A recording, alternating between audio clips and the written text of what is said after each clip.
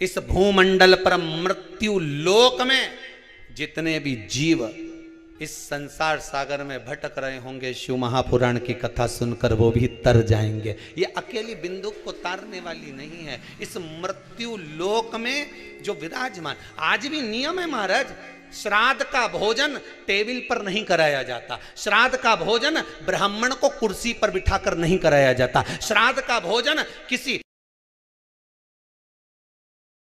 जाता। श्राद्ध का भोजन आज भी प्रमाण है कि ब्राह्मण के लिए भूमि पर आसन लगना चाहिए और जमीन पर बैठकर कराना चाहिए।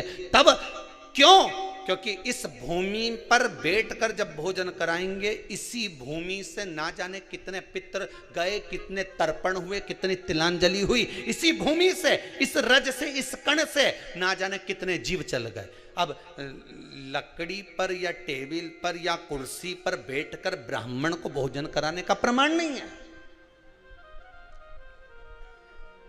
अब आपका फैशन ज्यादा हो गया तो बात दूसरी है। पंडित जी ऊपर बैठ के खा लोगे क्या? पंडित जी तो बोल देंगे अच्छा है, खिला दो।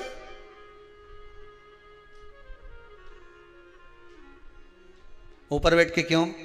वो झुकने में थोड़ी सी कमर लचक जाए, क्योंकि खीर परसेगी तो झुकना पड़ेगा।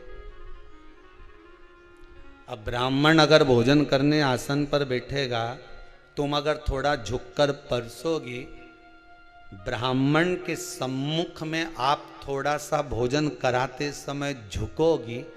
जरा विचार करिए, यशोदा मैया के घर में संतान नहीं थी। यशोदा जी श्रावण के महीने में श्रावणी करने आए हुए ब्राह्मण को मात्र खीर परोसने के लिए गई थी। 52 साल की उम्र थी, संतान का सुख नहीं दिख रहा था, खीर परोसने के लिए गई। उतनी देर में ब्राह्मणों ने देखा इनके घर में संतान नहीं है, पुत्र भव कह दिया। और यशोदा जी के पति श्री नंदराय जी कह रहे हैं कि बाबा मैं 60 का या 55 की, बाल हो गए धोले और तुम कह रहे हो पुत्र होगा, कहां से होगा? ब्राह्मण कहते हैं ब्राह्मण जब भोजन करता है, भोजन करते समय जब वर देता है, वो वर गलत नहीं हो सकता, कहीं से भी आएगा, पर छोरा तो आएगा। और आया, कहीं से भी आया, पर पुत्र आया, क्योंकि आशीर्वाद दिया था।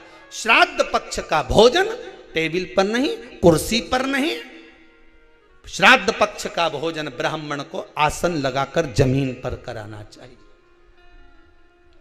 भूमि पर।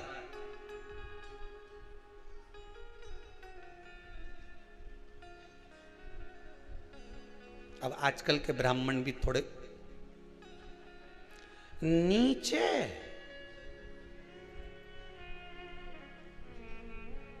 अगर हम टेबल पे ही जिम लें तो